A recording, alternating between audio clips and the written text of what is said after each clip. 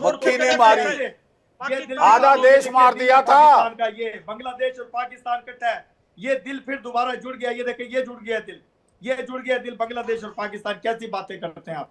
आपने बेईमानी की, कितनी देर कहां तक जुड़ा लेता है ये भी आपको पता चल जाएगा बड़ा जल्द। तड़प आपके अंदर रहेगी। ये दिल तालिबान के साथ भी जुड़ा था। आपने दहशतगर्द बख्शी सर, ये दिल तालिबान के साथ भी जुड़ा था। देख रहे थे ना 6-8 महीने, ये दिल अफगानिस्तान के साथ भी जुड़ा था। नवंबर दिसंबर ये दिल जैश ए मोहम्मद के साथ भी जुड़ा था। 13 दिसंबर, 14 दिसंबर, 16 दिसंबर को आपने आत्मसमर्पण कर दिया था। कुछ मर्जी कीजिए, मक्खी नहीं मारी, दो टुकड़े कर दिए थे। और ये जो आप उंगलियां जोड़ते रहिए, वहां जमीन पर देखते जाइए होता है क्या, ये दिल है। आगे आगे होता है क्या। आगाज आपने किया हर बार, खत्म हम करते हैं। ये नाटक आपने शुरू किया सीआईए के साथ मिलकर। प्रॉब्लम ये है कि चचा बाइडेन चले गए हैं, डोनाल्ड ट्रंप आ गया है, अब आपके अब्बा जान आ गए, और जो आपके मुल्क से सख्त नफरत करते हैं वो जनाब। चरणों में बैठिए, क्या पॉलिसी है, साफ कीजिए, लेकिन क्या पॉलिसी है? चरणों में बैठिए नहीं साहब, अब वहां से अच्छे अच्छे हथियार लेके आएंगे आपको सबक सिखाने। कीजिए, आप जो कुछ मर्जी कीजिए, आप तनहा रहे। देखिए, बांग्लादेश को लेके ज्यादा खुश मत होइए। मोहम्मद यूनुस की सरकार चंद महीनों की मेहमान है। बड़े ध्यान से सुन लीजिए इरशाद अहमद साहब, मोहम्मद यूनुस की सरकार चंद महीनों की मेहमान है। गिठान बांध लीजिए ये।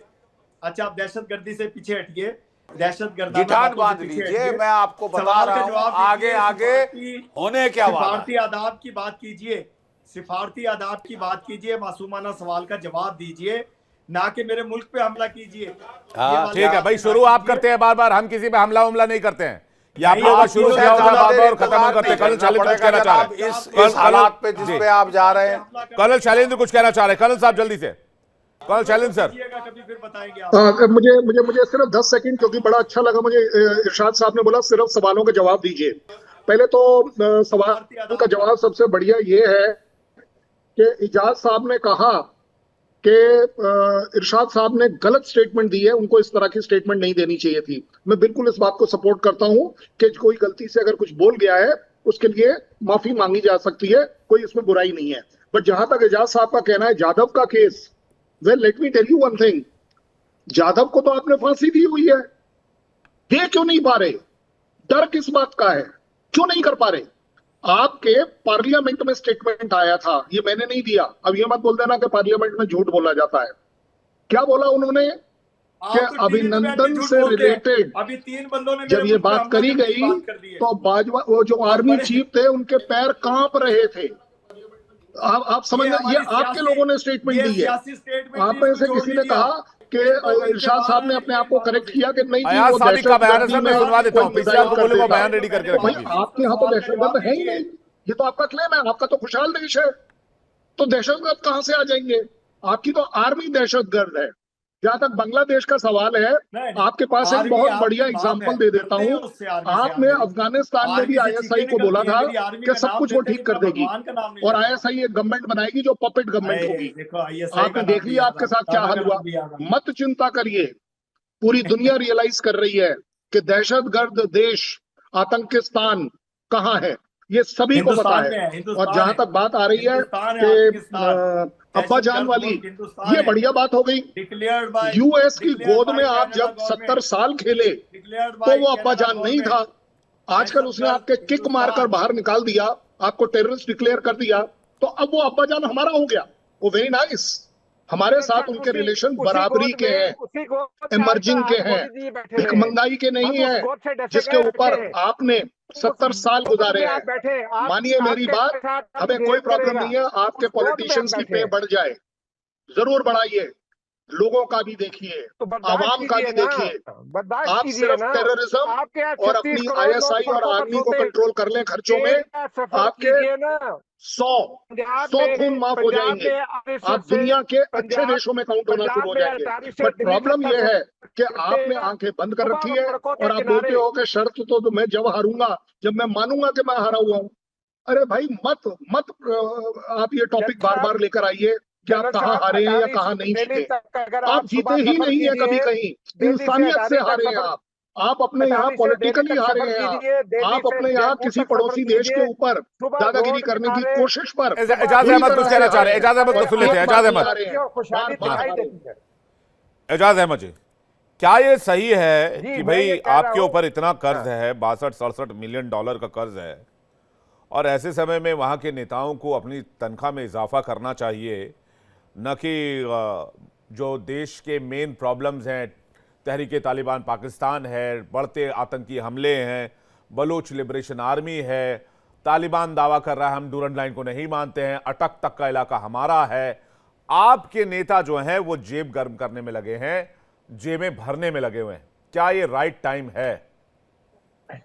जी देखिए, ये जो इल्जामात आपने लगाए हैं ना, चार्जशीट जो आपने पेश की है, ये इंडिया में भी पर लगता है, पाकिस्तान में भी लगता है। अभी बाइडन के बेटे को सजा हुई थी तो उससे अपने बेटे की सजा माफ की, ये लगते रहते हैं। लेकिन जो इशू है, ये बात दुरुस्त है कि मैंने इब्तिदा में कहा कि हमारे इकोनॉमिक इश्यूज हैं, हमारे नेताओं को कुछ ख्याल जरूर करना चाहिए, लेकिन ये भी तो ज्यादती है ना कि एक नेता जो पूरे 7 लाख के हल्के को कॉन्स्टिट्यूएंसी को रिप्रेजेंट करता है, उसकी तनख्वाह 1,80,000 हो, उसकी तनख्वाह रैशनलाइज हुई है, ये बिल्कुल दुरुस्त हुआ है। इकोनॉमिक इंडिकेटर्स अब हमारे बेहतर हो रहे हैं। 1,80,000 का चले डबल कर देते, 3,60,000 कर देते। आप सीखिए मोदी से, 1 रुपया तनख्वाह लेता है, सीखिए योगी आदित्यनाथ से, 1 रुपया तनख्वाह लेता है, करप्शन है आपके 1 रुपया, इसीलिए तो तबाह हुआ हिंदुस्तान, इसीलिए तो परेशान है हिंदुस्तान। इंसानियत की सर्विस, 1 रुपए की सैलरी पे काम कर रहे हैं वो लोग, और आप बोलते हैं कि नहीं 1,80,000 कम बढ़ गया। अरे 1,80,000 क्या, 1,80,00,000 दे दूंगा, आपका पॉलिटिशियन सड़कों के किनारे बैठे वो जो हाजत करते हुए लोगों में आपको मिल जाएगी। अटारी से दिल्ली तक जरा सुबह में सफर कर लीजिए ना, आप कितने खुशहाली वहां दिखाई दे जाती है। तो हम दोनों को रैशनल होकर बात करनी चाहिए, अपने अपने इश्यूज को। भाई साहब, रैशनल होकर ही बात करें। इंडिया 3rd लार्जेस्ट इकोनॉमी बनने जा रहा है, इसमें रैशनल होने वाली कोई बात नहीं है। मैं फैक्ट बता रहा हूं, शिवाज सर कुछ कह रहे हैं। लेकिन 36 करोड़ लोग आपके अभी भी सड़कों पर सोते हैं। सर ये पता नहीं ये फर्जी आंकड़ा कहां से लेकर आ गए आप? कर रहे हैं भारत और पाकिस्तान को जी। तो भारत की इकोनॉमी आज 5th लार्जेस्ट है और 3rd लार्जेस्ट होने वाली है चंद एक सालों में। पाकिस्तान टूटने के कतार पे है, भूखे नंगे कटोरा लेके ये पैसा मांगते हैं, लोन लेते हैं पुराना लोन चुकाने के लिए। इस चीज को ये क्यों नहीं मान रहे, और ये कह रहे हैं कि इनका 110 बिलियन डॉलर का कर्जा है और इनका जो फॉरेन रिजर्व है घट के करीब 10 बिलियन डॉलर आ गया। 15 दिन का इंपोर्ट नहीं था, डबल फिगर में इन्फ्लेशन है, एक्सपोर्ट इनके बिल्कुल खत्म हो गए, टेक्सटाइल इंडस्ट्री काम नहीं कर रही, इंपोर्ट बढ़ते जा रहे हैं, इन्वेस्टमेंट आ नहीं रही नॉन ऑर्डर के कारण। तो सच्चाई है पाकिस्तान की रुपये जो है 70% गिर गया 1 साल में, आज 250 से 300 रुपए। तो पाकिस्तान की इकोनॉमी जो इतनी खराब कर रही है और ये इस समय अपने सांसद की पेट बढ़ा रहे हैं, और वो कहीं ना कहीं एजाज साहब जो आर्मी का डिफेंस, मैंने आपके मुंह से कुछ कहना चाह रहा कुछ रैशनल बातें सुनी जी, इसलिए मैं आपको कुछ कहना चाहता हूं। एजाज अहमद साहब, आप पढ़े लिखे वरिष्ठ पत्रकार हैं, वहां के सीनियर जर्नलिस्ट हैं। मैं आपको कहना चाहता हूं, मेरा दिल रोता है पाकिस्तान के आवाम के लिए, जिसे 75 सालों में कभी जो है डेमोक्रेसी का टेस्ट नहीं मिला, जमहूरियत का टेस्ट नहीं मिला। आपको 30 साल तो पाकिस्तान की फौज ने डायरेक्ट राज किया है, बाकी 45 साल, हकीकत बोल रहा हूं साहब, दिल पे हाथ रखकर, बाकी 45 साल पाकिस्तान की फौज ने मुखौटे खड़े करके कठपुतलियां चलाई।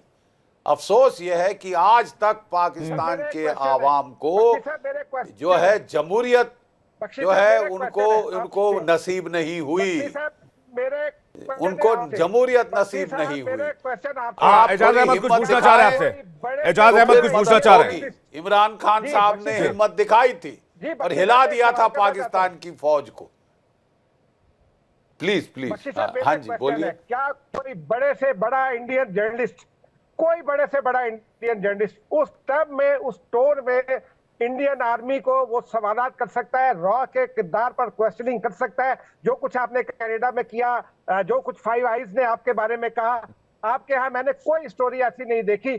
हम रोज अपनी फौज पर भी तनकीद करते हैं, हम रोज अपने फौज पर तनकीद की थी इमरान खान ने, जिंदगी भर जेल में सड़ा दिया आप लोगों ने इमरान खान को, और इतने चार्जेस लगाए हैं जिससे वो कभी बाहर आ ही नहीं पाएगा। बख्शी सर कुछ कहना चाह रहे हैं, बख्शी सर।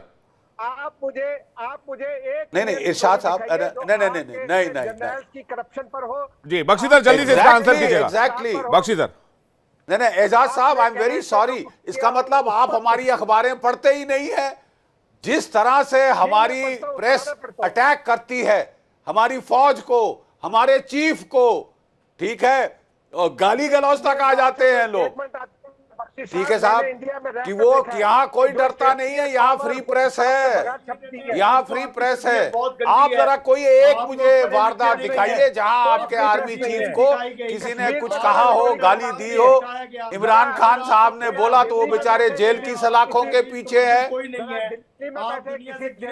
यहाँ टोटल फ्रीडम है टू से what you like, total freedom है। बड़ी जबरदस्त ऑपोजिशन पार्टीज है, गलत या सही वो गालियां जरूर देती है, गालियां देना वो नहीं रोकती। आप इसका मतलब हमारी न्यूज को फॉलो नहीं कर रहे।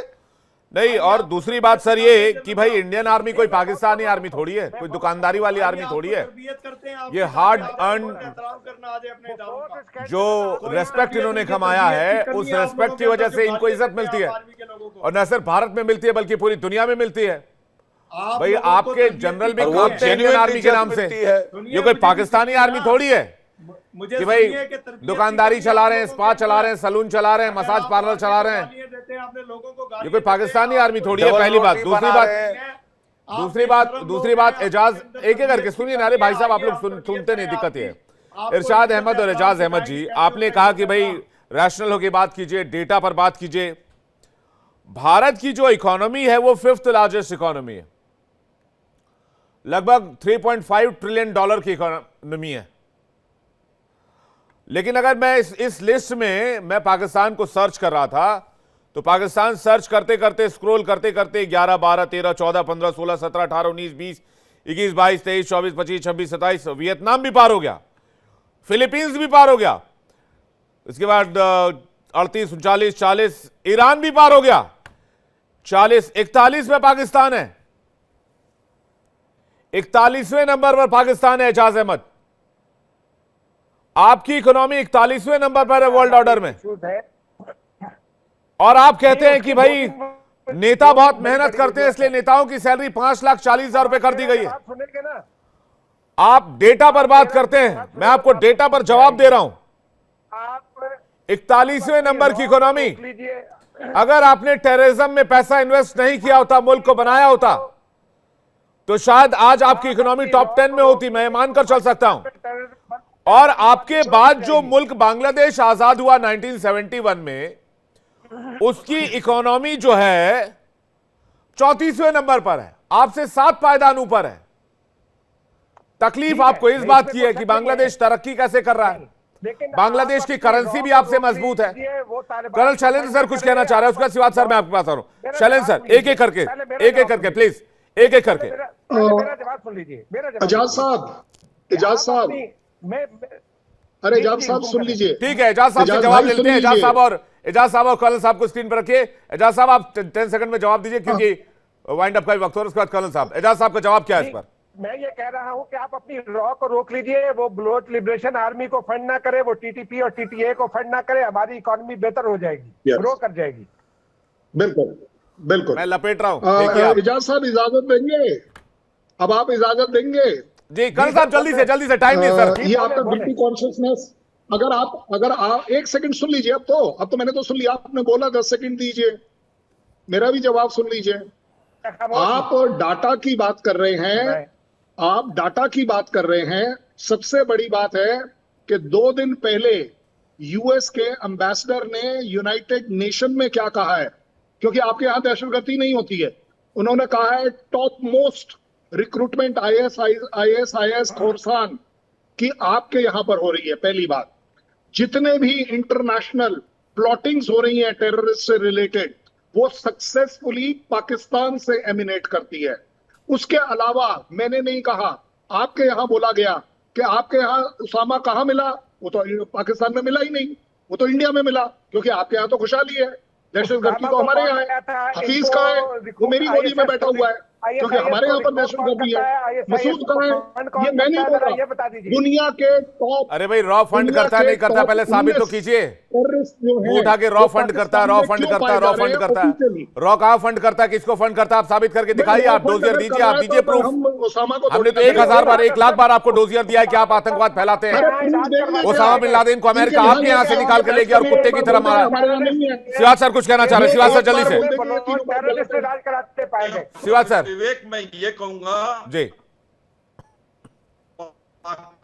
ये बारे हैं, ये पाकिस्तान ने आतंकवाद क्रिएट किया, गुड और बैड टेररिस्ट में फर्क किया। लश्कर-ए-तौबा जैसे मोहम्मद को गुड टेररिस्ट बोलते हैं, ये भारत में भेजते हैं, और तहरीक-ए-तालिबान पाकिस्तान को ये बैड टेररिस्ट बोलते हैं क्योंकि इनको काटता है। पर ये किसी कोई पूछे कि आतंकवाद पैदा किसने किया, आसमान से नहीं गया। हिलेरी क्लिंटन 2013 में आई थी, उन्हें बोला था अपने घर में सांप ना पालें। अगर आप सोचेंगे कि आपके पड़ोसी को डसेगा, एक दिन आपको डसेगा। लेकिन इस हालात में भी पाकिस्तानी सांसदों को हर महीने 5.5 लाख रुपए तनख्वाह के चाहिए और 300% की बढ़ोतरी। इससे ज्यादा कोई मुल्क बेशरम नहीं हो सकता। आप सभी मेहमानों का बहुत बहुत शुक्रिया हमारे साथ डिबेट में शामिल होने के लिए और जुड़ने के लिए। पाकिस्तान की आवाम एक एक रोटी के लिए मोहताज हो रही है, लेकिन सांसदों की सैलरी 5.5 लाख रुपए पाकिस्तानी रुपए से भी ऊपर कर दी गई है। अंदाजा आप लगा सकते हैं कि मुल्क को किस कदर लूटा जा रहा है और ये मुल्क खात्मे की ओर है।